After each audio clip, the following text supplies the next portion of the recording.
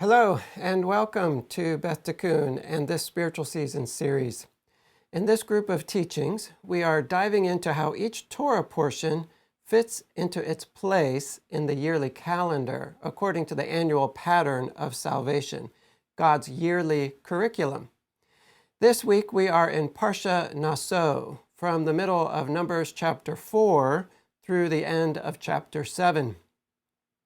Naso means lift up, and is from the first topic of the Parsha and a verse where God tells Moses to lift up the heads of the Gershonites of a clan of the Levites, to count them. So as we've mentioned previously, lifting the head is a Hebrew idiom for taking a census. So the Parsha begins with God telling Moses to count the Gershonite clan. Naso is the longest portion in the Torah, because one of the chapters in Naso is a whopping 89 verses. The chapter detailing how each of the leaders of the 12 tribes presents gifts for the inauguration of the tabernacle. And they bring wagons, oxen, silver plates and bowls, gold dishes filled with incense, various animals for sacrifice. Though each of the 12 brought the same gifts when the tabernacle was inaugurated, each tribe's gift is repeated independently 12 times, which is what makes chapter 7 of Bamidbar, Numbers, such a long chapter. These inauguration gifts come near the end of the Parsha. As I mentioned, the portion begins with the census and commissioning of the Gershonites, when they are not only counted, but also told what their specific responsibilities will be in regards to transporting and setting up the tabernacle. So if you remember, last week's portion ended, 2 weeks ago now. Last week was Shavuot, but Parsha Bamidbar ends with the counting and commissioning of the Kohathite Levites, that clan, Kohath. And so it strikes us as a bit strange. It's a bit strange that the two clans of Gershon and Merari are separated from Kohath by the Parsha break. But Midbar is the Kohathites. Here we start with the Gershonites and the Merarites eventually. So why are they split into two portions? Well, we'll talk about that a bit later. But as the portion moves forward, past the Levites being called to their areas of service and being counted, we can say that we have three topics that rather clearly are about cleaning house, cleansing. The first topic is God's command that Israel go ahead and actually exclude the unclean people from the camp, put them on the outskirts of the camp. And so they'd been given laws regarding putting the unclean out of the camp earlier, and here they're actually told, okay, now's the time to do it. The next two topics related to cleansing are, one, the laws for making restitution when one has sinned against God or against mankind. How do you add a fifth, for example, and pay it back if it's a monetary damage that's been done. The second topic, or the third one related to cleansing here actually, is the test for the suspected adulteress, the sotah. And then the topic after those three is laws related to the vow of the Nazirite, the man or woman who specially consecrates himself or herself to God and who must stay clean in special ways. We then have the priestly blessing, right, the Birkat Kohanim, which is followed by the inauguration offerings from Israel's tribal leaders, which we mentioned earlier.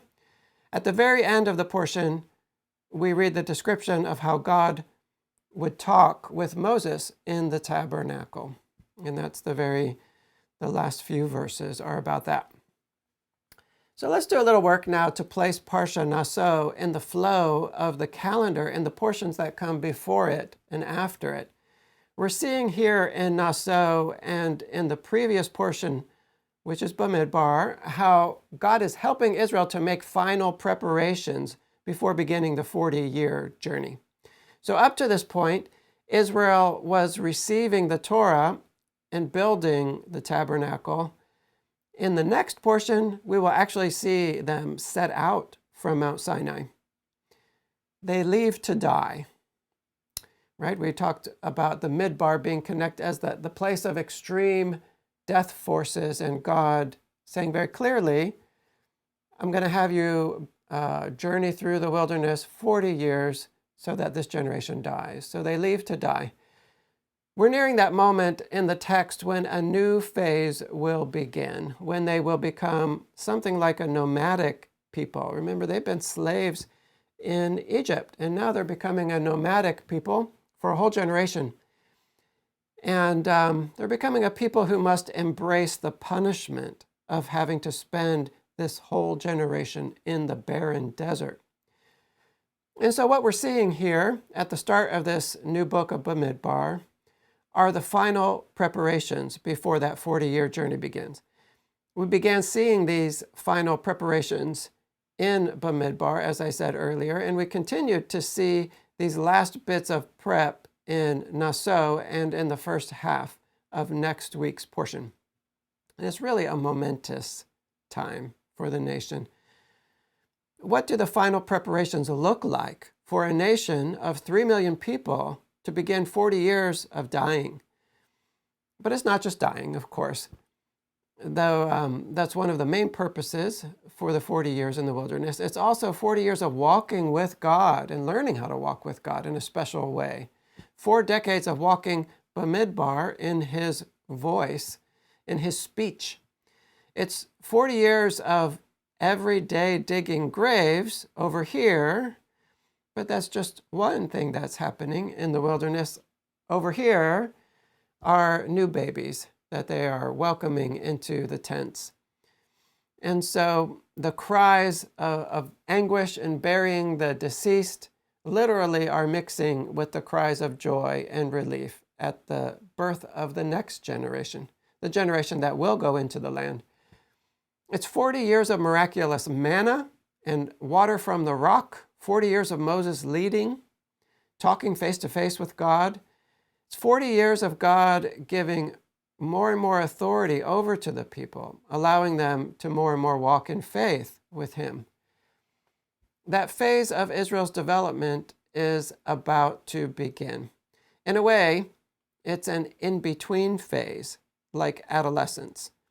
And we all know that the journey of adolescence is really a fraught one, but they're in between. They're in between Egypt on one side and the land of Canaan, the promised land, on the other side. So I really have trouble leaving places, I'm ashamed to say. I'm forever going back to look around to see if I left something. I just don't ever remember what I'm holding and what I put down. And so I just have to scan and scan before I leave. And it's really worse. It's at its worst when I have to leave my house for a few days. It's pretty OCD, I have to say, if I'm being honest. So first, I usually run around the outside watering my plants like a crazy person. Then I get the car loaded up and I go back to the house for a final check, and that's when the problems start. So I check that the stove burners are off and the windows are closed and the doors are locked. And then I wonder, did I check if the burners are off on the stove? Oh yeah, I probably did, but let me check that again, just so I can feel okay with it. And set the thermostat. I double check that the faucets are off and the refrigerator is closed. And then I think, well, did I check the burners on the stove? Let me just check those again. And so it's a bit silly, and I kind of chuckle at myself. In fact, I just don't want to get in the car and be an hour away and think, what if the refrigerator is open for 3 days? So there's an art to leaving, and it's one that I haven't mastered at all. But we can learn some lessons here from Israel and how, as they prepare to launch out, we can learn some lessons in how we can prepare to launch out to a higher level of service.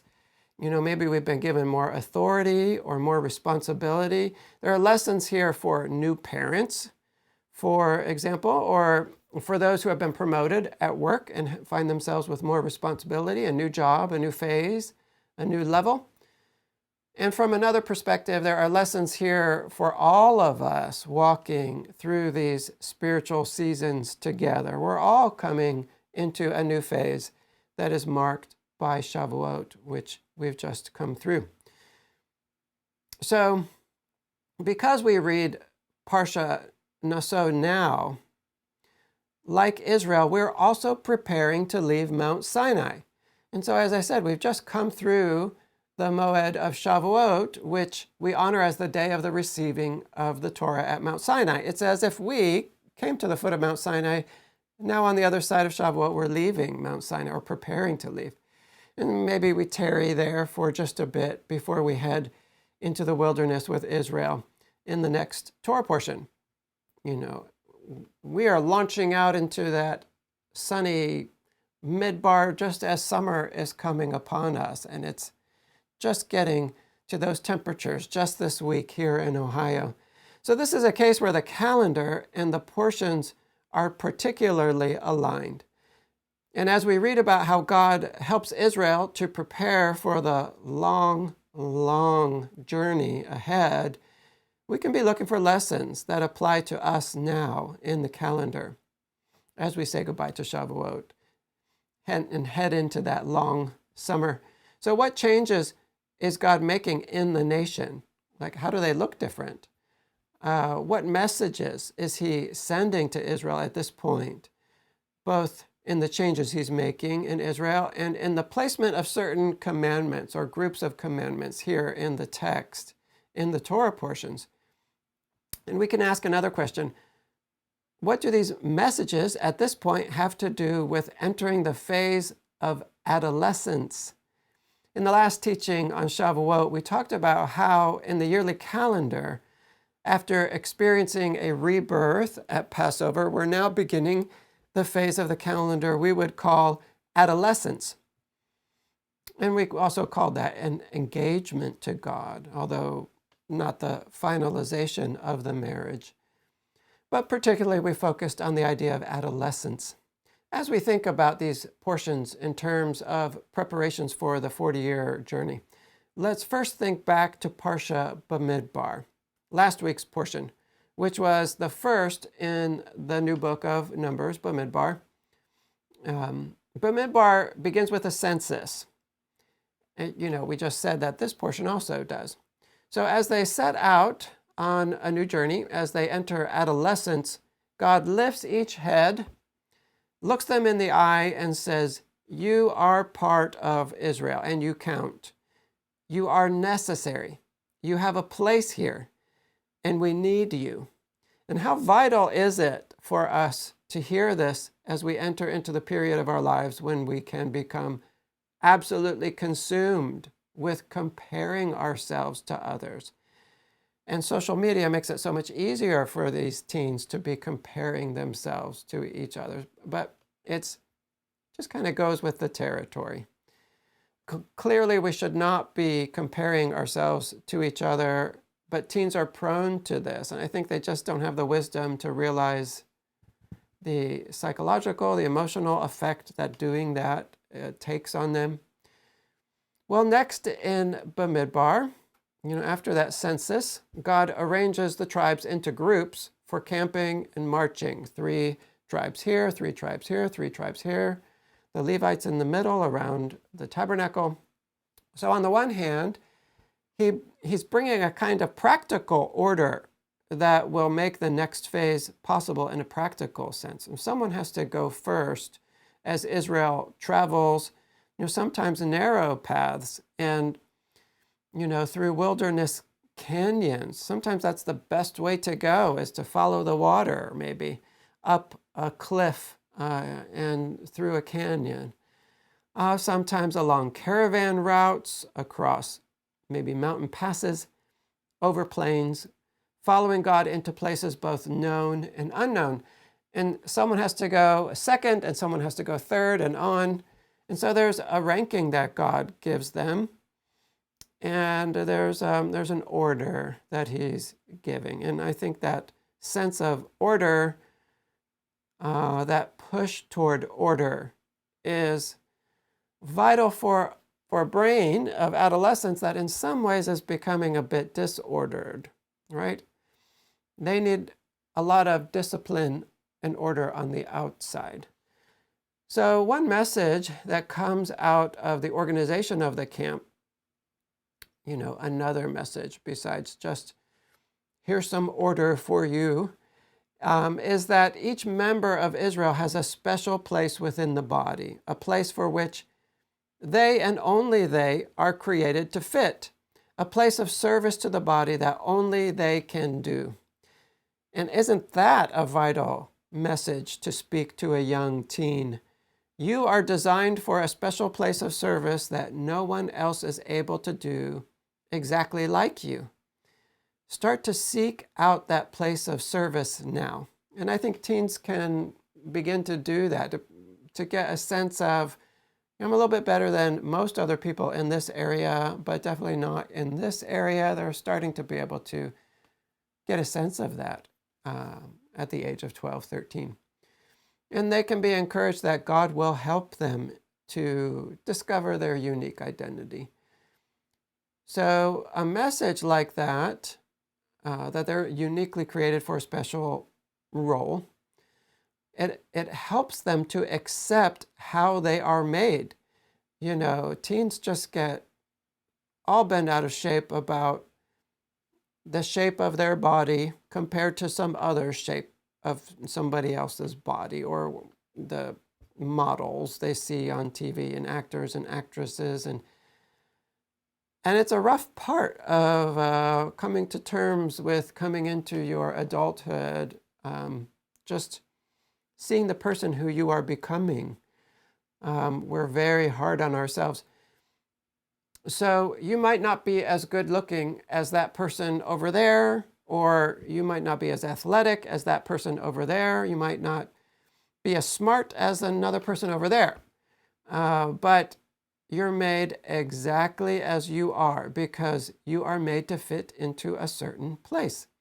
Accept the way He made you. Appreciate the way He made you. And thank Him for it. And I think these are messages that we have to remind ourselves of all throughout life. Because sometimes we can do the work of coming to terms with how God made us, and then we somehow let go of that and we forget. We have to come back to it. So again, we're not talking about accepting sin. We don't look at ourselves and accept the sin there. We're just talking about accepting the skills He's given us and the ones He hasn't, and the genes He's given us and the one He hasn't, and the ones He hasn't given us, and the context He's put us into in life as well. Our family, our friends, our place, our time. You are made for your family, your place. You're made for your time, because you have what's needed to be God's eyes and God's hands and God's feet in exactly that place, in that time, in that family. If we have not accepted who God made us to be, we can never experience real peace. Rabbi Avraham Trugman made this connection in a recent teaching. He says that a simple statement he heard from Rabbi Yitzhak Ginsburg, who is his rabbi, had a profound effect on his experience of Shabbat. So Rabbi Ginsburg said, in order to enjoy the Shabbat to its fullest, a person needs to be satisfied with who they are. You might not put those two ideas together. In order to really enjoy the Sabbath to its depth, you have to be satisfied with who you are. So you want to really enjoy the Sabbath, take a moment to be fully satisfied. Take a little bit of work to do that with who God has made you to be and what He has given you to work with in life. Friday, as the Shabbat is beginning, maybe. So do that bit of work on yourself, and it will open the day. It will open the doorway to experiencing Shabbat in its fullness. And I think this is because knowing who we are in God and in the body, and appreciating that, being satisfied with that, is vital for putting ourselves in a constant state of inward rest and peace. And it is this deep foundation we're going to hear that foundation most loudly and most profoundly on Shabbat when we become quiet, right? Whatever we're harboring down there, the waters in there, if they're troubled waters, we're going to hear that echo as we calm ourselves down for the Sabbath. And if we're at peace down deep inside, we'll hear that too on the Shabbat, because everything gets just a little bit quieter on the Shabbat, or maybe a lot quieter. And so I think that's a pretty profound thing. And Rabbi Trugman said, hearing Rabbi Ginsburg say that really profoundly, changed his approach to Shabbat. So moving forward with messages we are getting at this time in preparation for a new phase, we come to the current portion, Naso. So we just went back through Bamidbar, thinking about what do those messages of Bamidbar have to do with starting a new phase, launching out, adolescence. And now we come to Naso with that same question. So I mentioned that we see the connection, one connection to Bamidbar right off the bat, in that Naso also begins with a census, the counting of the Gershonites in this case. Again, the message, everyone counts, is really a dominant theme running through these chapters, the lifting of the head in the counting, you count. But I want to return to the question now of why this commissioning of the Levite clans is split across the two portions. Since Naso is such a long portion, it would have maybe even been more natural to extend Bamidbar just a bit longer, to include the census and commissioning of the other two Levite clans, right? There's plenty of room to give to Bamidbar, and it would have balanced the portions maybe a bit more in length. The idea the rabbis discuss here is partly that breaking the text between the Kohathites and the Gershonites places the Gershonites at the beginning of a portion, and this is an honor to them. Gershon is actually the firstborn of Levi, and Kohath is the secondborn. But as in so many cases in Scripture, the secondborn is the one that rises up and is given the most honor here. But in this case, the Gershonite census begins this Torah portion, and that, the rabbis say, is a way to honor the Gershonites. So they might be second in terms of the holy objects they carry and that they tend, but in this portion, they're first. They might be part of the lower body rather than the head, but the lower body is powerful and is vital for enabling the Spirit to act in this world. Again, even in this break between the Torah portions, we're seeing that same idea coming through, that everyone counts, everyone's vital even. Well, the next several topics, as I mentioned earlier in the summary, deal with cleansing in various ways. And so we want to ask again, what do these have to do with setting out on a new journey? And so, again, those topics, just quickly, are separating the unclean from the camp, putting them outside the camp. Secondly, laws regarding making restitution for sin against God and man. And the sotah, the test for the suspected adulteress.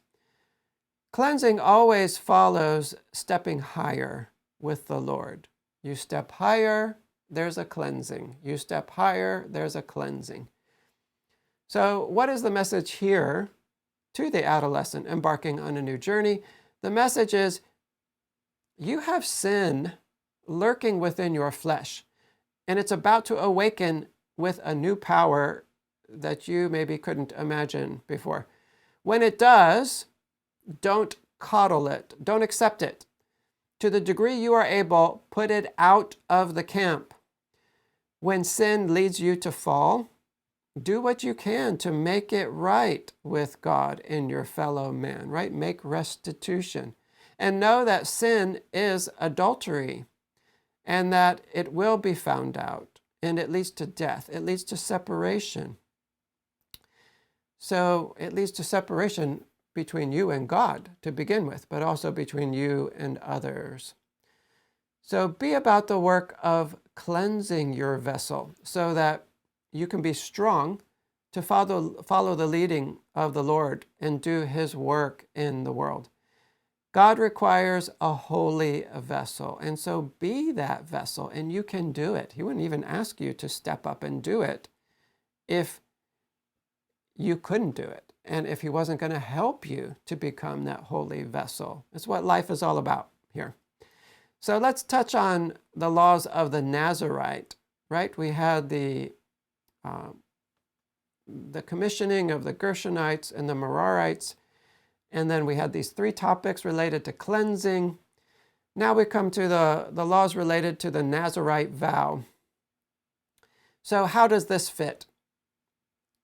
Let me read just a little from the beginning of this part of the portion, just to remind us what the Nazirite vow is about. It says, "Speak to the people of Israel and say to them, when either a man or a woman makes a special vow, the vow of a Nazirite, to separate himself to the Lord, he shall separate himself from wine and strong drink." And then it goes on from there. It's a vow of separation, someone separating himself or herself to the Lord, which is not very specific. We're separated for different purposes. And the word separate here is nazar, and so that's where we get the word Nazirite from. So one taking this vow is to refrain from consuming anything that derives from any part of the grape. And he or she is to shave the head at the beginning of the vow and again at the end. And that hair is actually at the end is to be burned on the altar. And the person taking the Nazirite vow is to avoid contact with a dead body during the vow. And it's just generally understood they're supposed to be keeping themselves at a higher level of cleanliness altogether. So what does it mean, again, that one sets himself or herself apart for God? So I said maybe there are different reasons, and we see that in the Haftarah and in the Brit Hadashah, both of these readings for Naso. And they give us 2 cases where God himself sets apart 2 people as Nazirites from birth. And so we can start trying to look for examples of why someone would do this by looking at the ones that God chose for this separation. So God selects, in the Haftarah, it's the story of the birth of Samson. And he was set apart to God. For what purpose? Do you remember? It's for the purpose of beginning to deliver Israel from the Philistines. And those Philistines were just a perennial thorn in Israel's side. And the story from the Brit Hadashah is the conception of John the Baptist. So in both of these cases, angels are speaking to the parents. And the angel who speaks to Zechariah, he says, God has set him apart for a special purpose, for preparing the way for the coming of the Messiah. So Samson began fighting the Philistines. John the Baptist prepare the way for the Messiah. In both cases, the angels say that before their birth, that they are not to have any strong drink. They're not to drink any wine. And so they are Nazirites from birth. And Samson's mother is actually told he will be a Nazirite from birth. So God fills both of them, both Samson and John the Baptist, with a special gifting. And in the case of John the Baptist, it says he will be filled with the Holy Spirit. And so they're gifted to achieve the purposes for which they were set aside by God. So in these 2 examples, they're very different from each other. But we see that there can be a diversity of reasons for why one would be set aside as a Nazirite. But why would someone set himself or herself aside. Here we're talking about God setting two aside. Why would someone take on a vow like this? Well, Rabbi Trugman brings what is thought to be the primary reason for the Nazirite vow. And it's a little bit surprising. I was a little bit surprised to hear the explanation. The Jewish tradition is very valuable here because the Torah doesn't explain why one would be separating himself or herself for God. Rabbi Trugman says that according to the Jewish understanding, the one who takes a Nazirite vow is thought to be one who is struggling to control his or her desires and passions and wants to do something to reach out to God for healing, for subduing the flesh. So this could be an addiction of some kind, whether addiction to a substance or a behavior. And this is especially symbolized here as wine in these commandments regarding the Nazirite vow. So drunkenness and alcohol addiction, it was a problem then as it is now. And the prophets and Proverbs in particular are full of warnings and even accusations regarding widespread overindulgence in wine and drunkenness. The prohibition on wine is so severe for the Nazirite that he or she is not to consume even products made from the skin or the seeds of the grapes. Just don't go near it or anything related to it. Absolute avoidance. And so there's a lesson there in how we should approach those areas of the flesh that hold such dominance over us. Well, people could spot a Nazirite by their shaved head. So if most of these vows were taken for the sake of this kind of battle with the flesh, I mean, they're kind of admitting openly, I'm struggling with something, right? And you can tell because I have a shaved head, I've taken a Nazirite vow. And so this first step of, it's really to humble yourself and be willing to admit publicly that you're struggling with something severe and that your heart's desire is for purity in relationship with God. And so that's another lesson for us. Be willing to humble yourself and admit it, if you need to, or to be able to get the help that you need. So you can imagine the power that such a vow has. The action of shaving the head is not only the point of making your vow public, but it's also a way to say, all that has grown out of my life up to this point, all that I have accomplished and put out into the world, whether good or bad, it's gone. I'm shaving it off. It's being put away. And this is a new start.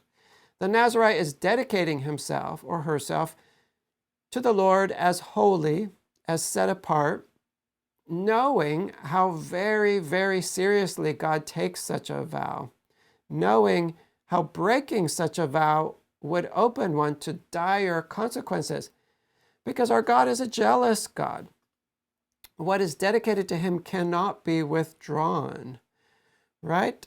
If you take that vow and you dedicate yourself to the Lord for the time of the vow in a special way, and there's a weight on you that you've done something that God cares a lot about, and he is jealous to protect a vow like that, a giving over of self to him.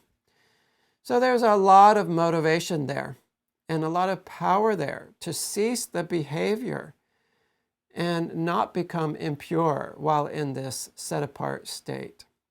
The Kehot Komesh says the following, which I think also speaks to the great power of this vow. It says, the institution of Naziritehood teaches us that we can rise so high in sanctity that our physical bodies become holy objects, right? We are a temple, right? But so often we're not treating it as holy. And the Kehot Komesh is saying, this Nazirite vow is helping us to see that, in fact, you can make your body into a holy vessel with his help and his grace. So with that background, we can see many ways that this topic of the Nazirite fits into the flow we've been talking about. First, we can see a connection to the cleansing here, that many who took this vow were trying to overcome a besetting sin. We can also see here a couple of messages to the adolescent or the nation about to head off into the midbar. One, understand the great power of sin to wreck your life. And two, know that as much as sin can come to dominate a life, as huge as that giant can grow, God is vastly bigger still. And there is healing. It takes humility, it takes courage, it takes persistence. It also took quite a bit of money. They had to bring offerings at the end. But God has provided a pathway for salvation. A pathway for salvation. He has given it to us. So beyond these topics that focus on cleansing, we have 3 topics all about connection next. The priestly blessing is given next after the Nazirite vow. Commandments regarding that. So we have the priestly blessing, the tabernacle inauguration gifts given by the tribes, the people, through their leaders, and the description of how Moses spoke with God in the tabernacle. And so I think in these 3 that focus on imparting life and connection, the message to the adolescent on the cusp of a new journey is this: your destiny is a good one. It is blessing, unity and service, and intimacy with God. Your destiny is the blessing of the priests, the unity of bringing gifts to God as a community. Each one brings the same offering, but each one, and God even says, do them on different days, and they're listed separately. So there's a uniqueness somehow within that community.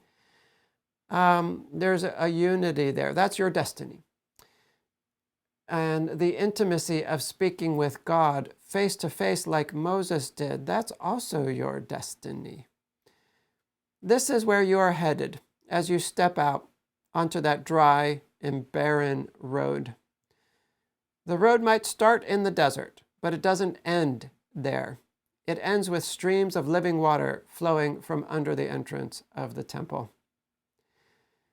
Well, the last teaching point here I want to bring out before moving on to briefly focus directly on Yeshua is to point out a few progressions here that echo the salvation pattern and help us to see how God thinks, and how he organizes the world and his word. It might be useful to check out the notes, which I have a link for below the video, because I'm going to go pretty quickly through several of these progressions, and you can see them listed in the notes. So the first progression comes out of Grant's last point in this week's Parsha Seasonings video. Grant draws our attention to the fact that this inauguration day of the tabernacle is mentioned in 3 consecutive books. This day when the tabernacle is set up and inaugurated, it's mentioned in Exodus, Leviticus, and in Numbers, but each time with a slightly different emphasis. And so the way I'm going to explain that difference in emphasis is to ask, who's coming to dwell in the tabernacle?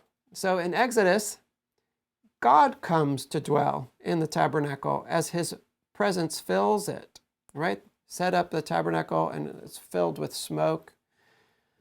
It's filled with the presence of God. So in Leviticus, the priests are installed in the tabernacle, installed in their service at the tabernacle. So first God, then the priests. Here in Numbers, the 12 princes representing the people bring their gifts to the priests at the tabernacle. And so we see here, in a way, the people beginning to come in and dwell in the tabernacle. So this progression again is God first, then the priests, and then the people, high, middle, and low. So God thinks this way. We can constantly see these kinds of progressions in the way God sets things up in the Word and in His world. And we need to begin to notice them. The second progression that I want to talk about is found in the names of the Levite clans. Remember, there are 3 of them for the 3 sons of Levi. The first to be counted and given their specific work is Kohath, the second Gershon, and the third Merari. So the first group, the Kohathites, is responsible for the furniture of the tabernacle, and that's the holiest articles. The second is responsible for the soft parts of the tent. It's the middle level of Kedusha and holiness. And the third group is given responsibility for the bars and sockets, which are the bones of the tabernacle. Still very holy, but the least holy, we can say, of the 3. And so the 3 names, Kohath, Gershon, and Merari, they mean respectively assembly, exile, and bitter. So listen again to the meanings of those names and see if you can spot a progression. Maybe you'll need to pause it and think about it for a minute, but the 3 names are 1, assembly, 2, exile, and 3, bitter. Well,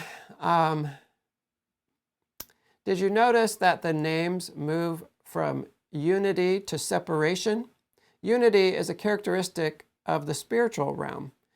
And this realm down here is described as the realm of separation. So here we have in these names some kind of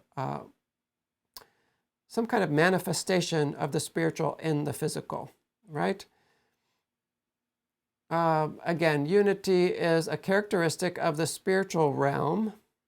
And so the name Kohath, meaning assembly, is reflecting that higher spirituality, that place of unity, that place of assembly. And we see that higher place of spirituality in the service that's given to the Kohathites, the responsibility for the holiest objects. And the names come down lower from there. Gershon means exile. So when a spirit leaves the spiritual realm to come to earth, this is a kind of exile. Exile is in between. The Gershonites and their level of service is in the middle. And exile implies movement. Movement, like we've talked about, the spirit implies movement, the ruach. This middle area is a place of movement between one place and another place, one side and another side. So exile implies leaving one place and arriving at another place. And then lastly, the result of the exile is bitterness, Merari. And he's responsible for the bars and sockets. Bitterness is connected to the squeezing and confining of the physical realm. So once again, then, we have this progression. Another time we're seeing it here, from spiritual to physical, with a spiritual, something in the middle that's a connector, or we could say a divider, and then the physical. And that progression is connected to the service of each of the clans. So one point to bring out here is that these 3 boys, these sons of Levi, got their names before they had done anything good or bad. Right? God inspired these names, as He does for all of us, our names. In other words, God had chosen roles for these boys and their descendants before they were born, each for a different degree of honor. He created everything about each of them to enable them and empower them to fulfill the service for which He created them. And He does the same for us. We are each given work that falls somewhere along the spectrum of emphasizing either the spiritual side or the physical side. And this is the work that we are created to do. We won't be productive if we are looking at someone else and saying, I want to do more spiritual work like that.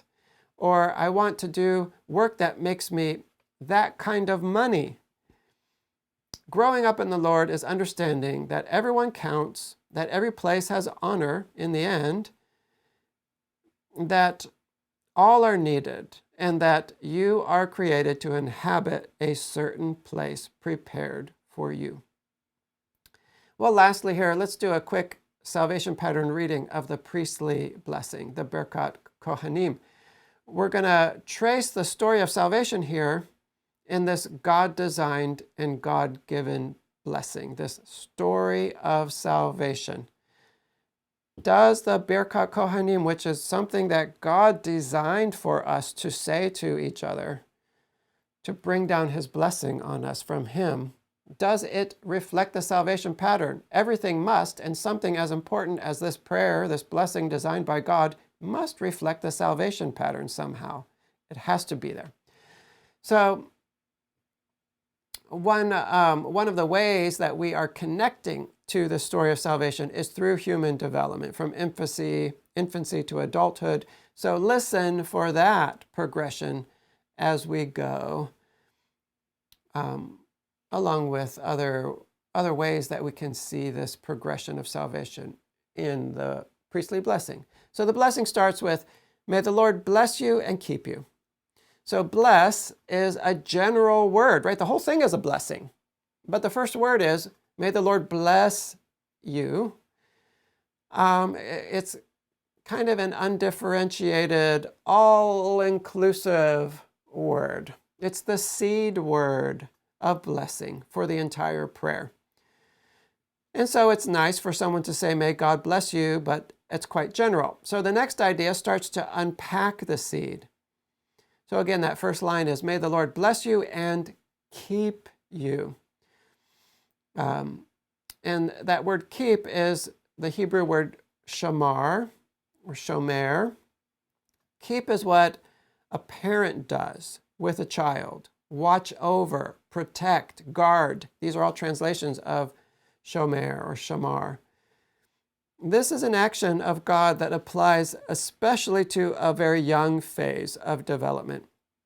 So the first line moves us from the general undifferentiated seed, we could say, just the idea of blessing in general, through the phase of childhood. The next line is, "The Lord cause his face to shine upon you and be gracious to you." God shining his face upon us is the light of truth. This is a phase of education, like the giving of the Torah, a time of adolescence. Moving, beyond that even, right? So we've got the seed, we've had a time of childhood, time of adolescence, and receiving the textbook and the education, the light. May his light shine upon you and be gracious to you. And so God being gracious to us implies that we have stumbled, actually, with that Torah, and we're in need of his grace, right? We have pointed out many times that after we receive the light of the Torah, we are prone to stumbling. As we see, we can see that in the calendar in the 3 weeks in the summer period, that 3 weeks of mourning, that includes Tish B'Av. And that is followed by the judgment of the early fall, the 10 days, which is where we seek his grace, right? That time between Rosh Hashanah and Yom Kippur. So there is an expression here within the Birkat Kohanim of the idea that we need grace, right? And it's coming at this point. And so the last line is, "The Lord turn his face toward you and give you peace." So turning the face to someone, that's a moment of connection. So after God extends his grace through the blood of the Lamb, right, presented at Yom Kippur, comes a point of reconnection with him, like the consummation of a marriage in the beginning of cohabitation, which we've likened to Sukkot, right? So there's a point of entering adulthood. We've come now past the point of adolescence and into adulthood. And it's all just there to see in the priestly blessing. And then finally it says, "And give you peace." The end goal of it all is peace, shalom, a deep echad, right? Which is a oneness made of multiple parts. And so can you get a glimpse of how the priestly blessing designed by God, is a precious jewel. It's a gift to mankind. It has the whole story of salvation in it. And God says, use this to bless each other and call down my blessing upon you. It is the story of Yeshua in miniature, poetic, beautiful. It is the same story we see in the calendar. And in fact, it's the same story we see everywhere in the universe, because the universe is made through Yeshua. And so let me point out here, lastly, that God finishes this passage by saying, so shall they put my name upon the people of Israel, and I will bless them. So what is the name God is putting on us through this blessing? Well, again, we've just seen that this blessing is the story of salvation, a blessing that we would successfully walk with God through. We're being blessed that we would walk successfully through each of the stages of salvation. So the name that God is putting on us through the Birkat Kohanim is Yeshua. It's salvation. That is the name that's being spoken forth in that blessing, and that he's putting upon us is Yeshua. Well, speaking of Yeshua, let's keep our focus on him now as we close out these thoughts today. I'd like to draw two more quick points of connection between our discussion today and Yeshua. When we discussed the Nazirite vow, we mentioned that it's an encouragement to see that God has made a path of salvation for our enslavement to the flesh. And that way, in this context anyway, is called the Nazirite vow. Or we can say the Nazirite path of healing, or the Nazirite path of salvation. Of course, believers see a deeper reference there. The Nazirite pathway to healing is the one who comes from Nazareth, Yeshua, his hometown, right? Not where he was born, which was Bethlehem, but his hometown where he grew up. So the very building I'm sitting in right now is called Southeast Church of the Nazarene. In other words, the building I'm sitting in Talmadge, Ohio, in the year 2023, is named for a poor man who lived 2,000 years ago in the ancient Middle East. He never wrote a book. He never left his small area there. He never left the area of Israel.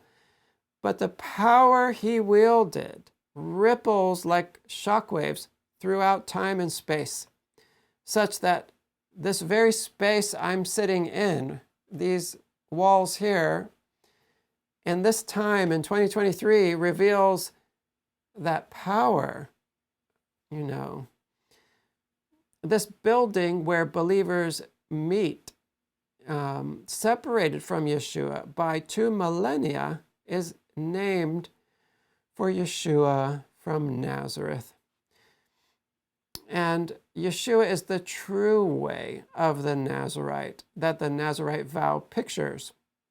It is he who is the source of the great power for healing found in this Nazirite vow. Well, lastly, I want to make a connection with the name Merari, which we connected with the lowest realm, right? The third of the brothers Levi. And so we connected Merari with the physical realm and the lowest service among the 3 clans of the Levites. We learned earlier that Merari means bitter. The name shares the same root with the name Mary, or Miriam in Hebrew. Mary is the name of Yeshua's mother for a reason, and he was surrounded by so many women named Mary for a reason. These names are telling us that Yeshua fully entered the context of this physical world, this place of bitterness. Yeshua was born into the bitterness of the constriction of physicality as much as any of us are.